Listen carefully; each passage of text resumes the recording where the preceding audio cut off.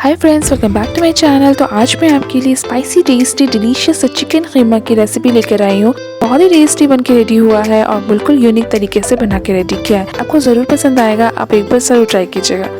तो फ्रेंड्स, मैंने यहाँ पर ले लिया है 1/3 कप काला फूल, ये इसे दागड़ फूल भी कहते हैं और ये मेन इंग्रेडिएंट है हमारे चिकन कीमा का। इससे ही टेस्ट बहुत अच्छा आता है।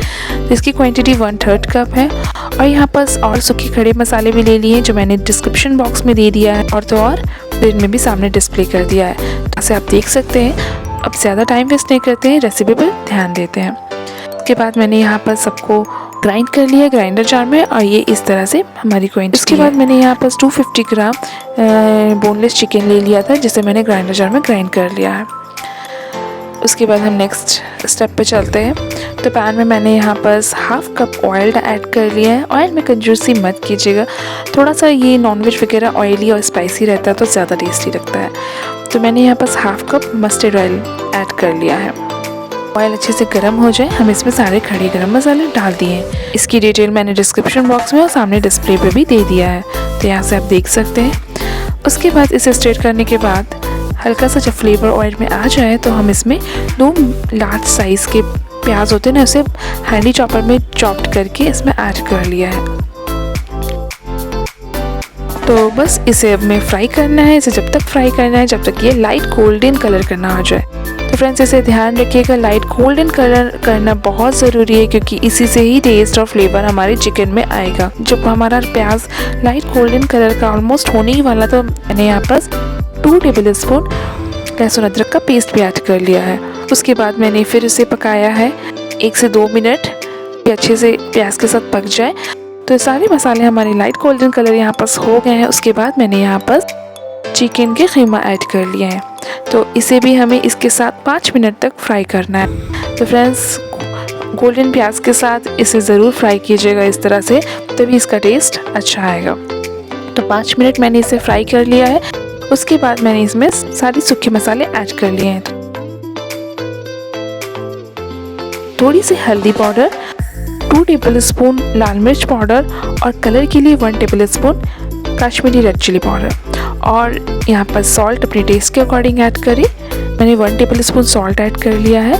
इसे अच्छे से मिक्स कर दें। और उसके बाद जो मैंने यहाँ पर मसाले बनाए थे ना दागड़ फूल के, और सब खड़े मसालों को मिक्स करके ग्राइंडर जार में, वो मसाले यहाँ पर मैंने 2 टेबल स्पून में ऐड कर लिया है।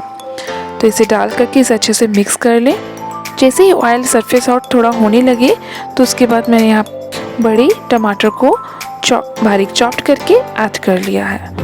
इसे अच्छे से मिक्स कर लें। फ्लेम हमारी पूरी प्रोसेस में लो से मीडियम ही, वो मीडियम फ्लेम पर ही रहेगा, हाई फ्लेम पर नहीं पकाना है।